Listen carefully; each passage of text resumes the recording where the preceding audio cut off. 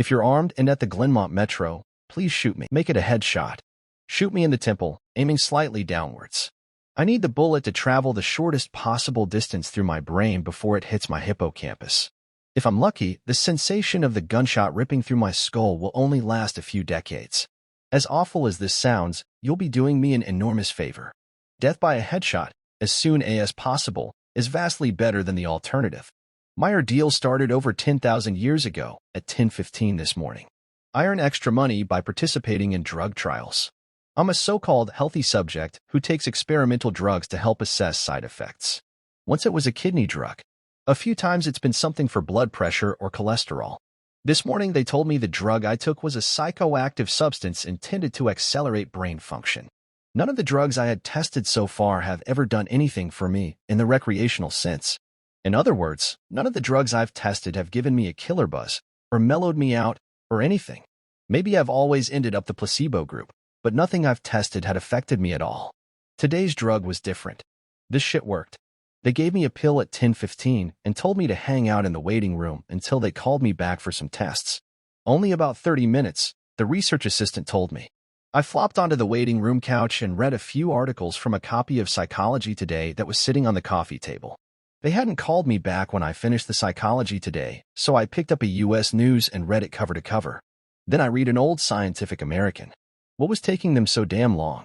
I sluggishly turned my head to look at the wall clock. It was only 10:23 a.m. I had read all 3 magazines in 8 minutes. I remember thinking this was going to be a long day. I was right. The waiting room had a little bookshelf with some used hardcovers on it. When I stood up to walk to the bookshelf, it felt like my legs barely worked. It's not that they were weak. They were just slow. It took a full minute just to stand up off the couch, and another minute to take 2 steps to the bookcase. I scanned the old books on the shelf and picked out a copy of Moby Dick. My arms had the same problems as my legs. Just reaching 1 foot in front of me to grab the book took a long time. I actually got bored just waiting for my hand to reach the spine of the book. I slogged back to the couch and collapsed onto it in a slow-motion fall that reminded me of the low-gravity hops of astronauts on the moon. I opened Moby Dick slowly and began reading. I started with Call Me Ishmael and got as far as Ahab throwing his pipe into the sea, which was all the way to friggin' chapter 30, before they called me back. How are you feeling? The research assistant asked me. I feel slow, I said. Actually, it's the other way around. Everything seems slow because you're so fast. But my legs, my arms, they're moving in slow motion. Your body seems like it's moving slowly because your brain is fast. Your brain is running 10 or 20 times faster than normal. You are thinking and perceiving reality at an accelerated pace, but your body is still constrained by the laws of biomechanics. Frankly, you're moving much faster than a normal person. She pantomimed a jogging motion. But your brain is running so much faster right now that even your fast walk seems very slow to you. I thought about my slow-motion flop onto the waiting room couch. Even if my muscles had slowed down, my body would still react to gravity the same way. But in the waiting room, I even fell in slow motion. Slow muscles couldn't explain why gravity seemed weaker. My brain was going at warp 10. That's how I managed to read 3 magazines in the first 30 chapters of Moby Dick in 15 minutes. They ran a series of tests on me. The physical tests were fun. They made me juggle 3 balls, then 4, then 6. I had no problem keeping 6 balls in the air because they seemed to be moving so slowly. It was boring, frankly, waiting for each ball to move through its arc so I could catch it with my slow-motion hands and toss it back into the air. They threw Cheerios in the air, and I caught them with chopsticks. They dropped a handful of coins, and I counted the total value before they hit the ground. The cognitive tests were less fun, but very illuminating. Finish a 50-word word search, 3 seconds. Solve an intricate maze drawn onto a poster-sized paper, 2 seconds. View a slideshow projected at 10 images per second and answer detailed questions about what I saw. 95% correct. They told me I measured over 250 on the Knopf scale. Apparently, that's deep into the superhuman range of thinking speeds. Then they sent me home. It'll wear off in a few hours, they said, which will seem like days to you. Try to use the residual effects to get some work done. Catch up on work emails while you're still in high-speed mode. The ride home was horrible. It was only 3 metro stops, and in real-world time, it only took about 35 minutes. But in my drug-accelerated hypertime, it felt like days. Days. Just walking out of the medical research suite to the elevator seemed like it took an hour. I sprinted out of the office, willing my legs to push me faster. But the laws of biomechanics held me prisoner. As accelerated as my brain was, I couldn't do anything to make my legs work faster. The huge disconnect between my body and mind made it extremely difficult to judge how and when to slow down, turn, or rotate my body. I had basically turned into giant, slow-motion spaz.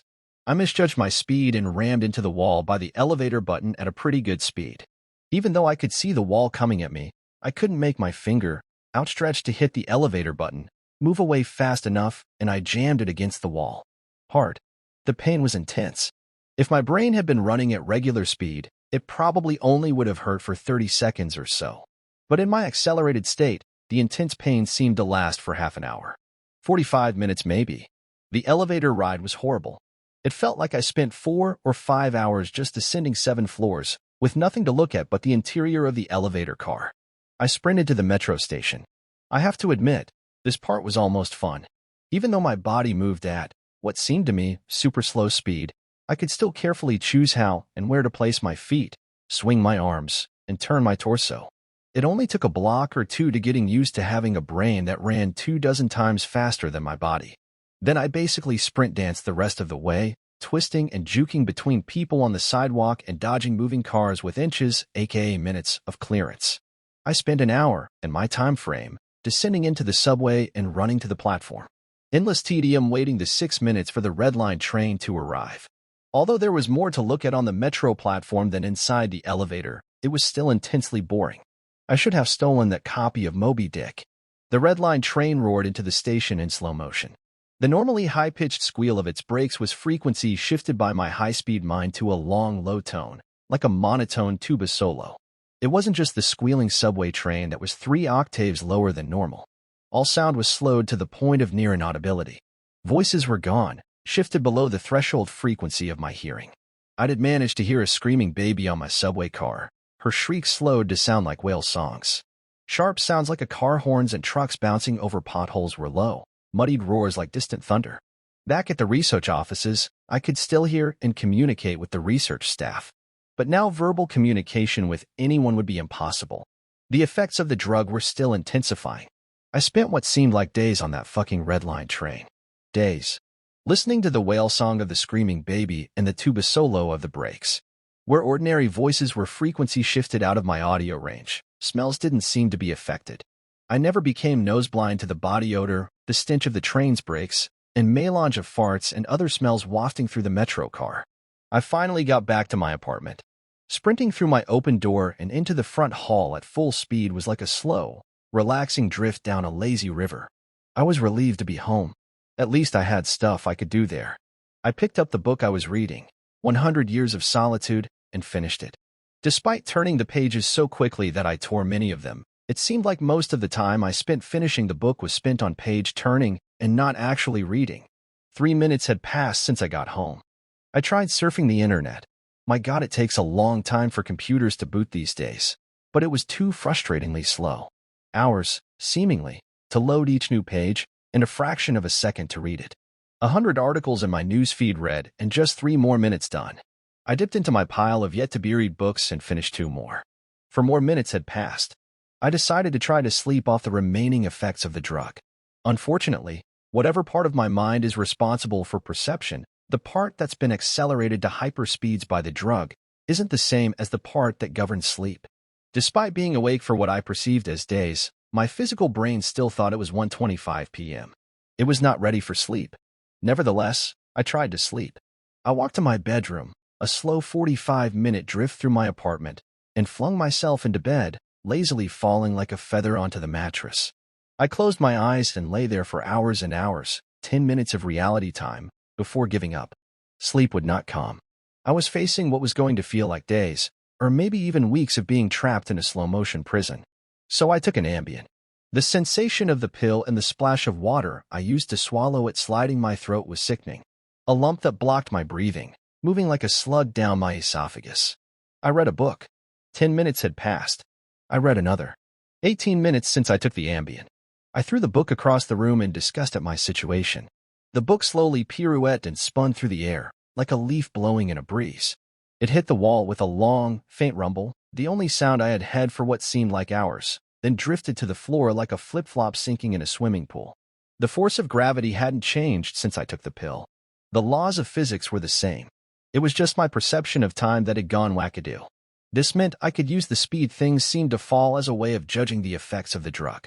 Based on how long it took the book to drift to the floor, I estimated the effects of the drug were still intensifying. I read a magazine. I turned on the television. I clearly saw each frame of video like I was watching a slideshow. Frustrated, I turned the television off. I read some more.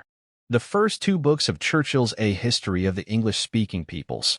Not exactly a light read. Frankly, I hated it.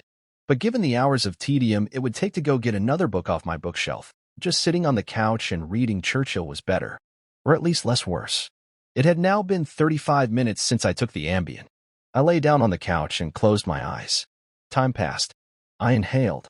An hours-long process. Time passed. I exhaled for more hours. Sleep would not come. I needed a new plan. I decided to go back to the offices where they gave me the drug. Maybe they would have something that could counteract its effects. Or at least something to knock me out until it wore off. I exited my apartment as fast as possible, taking hours of my time frame to do so. I didn't even bother locking the door. It would have taken too long. Down the stairs, it's faster than the elevator if you run, through the lobby, out the front door, and onto the street. These few things felt like a long day at the office. Sprinting down the street, dancing and weaving between pedestrians with what must have looked to them superhuman dexterity. Down the first flight of stairs at the metro. Across the landing. Another hour. Then onto the second flight of stairs. That's when the Ambien hit me. The Ambien didn't make me sleepy. Not at all. Instead, it must have had a severe cross-reaction with the experimental drug I took this morning. I was bounding down the second flight of stairs, moving in slow motion, but still making perceptible progress. Then, wham, everything stopped. The dull roar of the street and metro noise ceased, replaced by the most perfect silence I've ever experienced. My downwards motion seemed to completely freeze. Before the Ambien kicked in, my perception of time was maybe a few hundred times slower than real time. After the Ambien took effect, time moved thousands of times slower. Every second seemed like days to me. Even just moving my eyes to focus on a new point was like an impossibly slow scroll across my visual field. Over the course of the afternoon, I learned how to walk, run, and jump when my mind ran hundreds of times faster than my body. But with another 4 or 5 orders of magnitude of slowdown caused by the Ambien, body control was almost impossible. I fell on the stairs. Even though I was all but frozen in mid-step, controlling my muscles was impossible. I commanded my foot forwards for hours, then backwards for hours more when it seemed like I would miss the next step. Hours attempting to adjust the angle of my ankle, then readjusting when it felt wrong. Despite these efforts, I rolled my ankle on the next step. The pain wasn't at all mitigated by the slowness. Hours of increasing strain on my bent ankle. The nerve signals that send pain into the brain must work differently than the nerves in my ear. Sonic energy was spread out over time, diluted until it was imperceptible. Pain flowed into my brain undiluted by the change in my perception of time. Hours and hours of increasing weight on my turned ankle turned into hours of increasing pain upon increasing pain. I pitched forwards, my high-speed mind completely unable to control my low-speed body. I drifted downwards for days, managing to rotate my torso enough to keep my head from impacting the ground first. I eventually landed on my right shoulder. At first, the impact wasn't even noticeable. Then I felt a slight pressure in my shoulder as it came in contact with the ground. The pressure grew, bringing increasing pain, for hour upon hour. My shoulder finally gave out, popping out of its socket with an endless sickening tug. I came to a stop days later, crumpled onto the ground, staring at the ceiling. The pain in my shoulder still screaming with the intensity of a fresh violent injury. I had plenty of time to think during that fall. If every second seemed like days to me, then each minute of real-world time would be like years. Even if the drug cleared out of my system in the next 2 or 3 hours, this nightmare would seem to last centuries. By the time I hit the ground, I had a plan. I would somehow get to the platform and throw myself in front of a train. I twisted onto my hands and knees, days of my dislocated shoulder crying for relief. I misjudged my rotation and rolled onto my back. I tried again, collapsing onto my face as I tried to figure out how to control a body that moved slower than grass grew. Weeks of effort were finally rewarded with success. I stabilized on my hands and knees. If just getting on all fours was this difficult, I figured that walking or running was completely out of the question. So I crawled. I crawled through the metro tunnel. The dumb looks on the faces in the crowd lingered on me for weeks. I crawled under the turnstile and onto the escalator. The escalator spilled the rush hour crowd onto the platform at the same speed a glacier spills ice into the sea. I looked out over the crowded platform during my interminable downward ride. The train status sign said the next train wouldn't arrive for 20 minutes. 20 minutes was like a year to me. I'd have to spend a year on the metro platform, waiting to die. I crawled off the escalator, enduring days of stupid expressions on the commuters' faces. I crawled a few feet to a concrete bench and curled up next to it, trying to find a position to lessen the pain in my shoulder. Then my problem with time got worse. Impossibly worse. The massive slowdown on the stairs was just the beginning of the interaction between the experimental drug and the Ambien. It fully hit me while I was curled up by the bench. I blinked. Years of darkness followed. Sound was already gone, and with my blink, sight was gone as well. All that existed was the pain from my fall. My hyper-accelerated mind wasted no time compensating for the lack of sensory input. Voices spoke to me. They sung to me in languages that never existed. Patterns and faces and colors came and went in my mind's eye. I recalled my whole life and imagined living another. I forgot English. I settled into a profound despair. I spoke to God. I became God. I imagined a new universe and brought it to life with my thoughts. Then I did it all again. And again. My eyes opened with geologic slowness. A faint glow. Weeks. A slit of light. Weeks. A narrow view of the metro platform, ankles of the commuters near me, and an advertisement on the opposite wall. I extracted my phone from my pocket. A project that spanned decades. How can I even explain the boredom? The pain in my shoulder is nothing compared to the boredom. Every thought I can think, I have thought hundreds of times already. The view of ankles and advertisements never changes. Never. The boredom is so intense it's tangible, like a solid object of metal and stone wedged into my skull. Inescapable. What are my options? If I crawl and fall onto the tracks without an oncoming train to crush me, I won't die. I'll experience even more pain from the 4-foot fall, but I'll most likely be rescued by some do-gooder on the platform and unable to act when the train finally does arrive. My suffering in that scenario will be endless. So I wait for the train, so I can throw myself under it. When it finally hits me, I will experience the pain of being ripped to pieces for centuries until finally, the light of life leaves my brain, and my experience ends.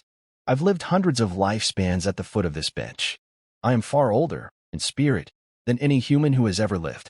Most of my life experience has been a snapshot of pain huddled on the floor of a subway platform, with an unchanging view of ankles and advertisements. This post is my plan B. My Hail Mary. My long shot.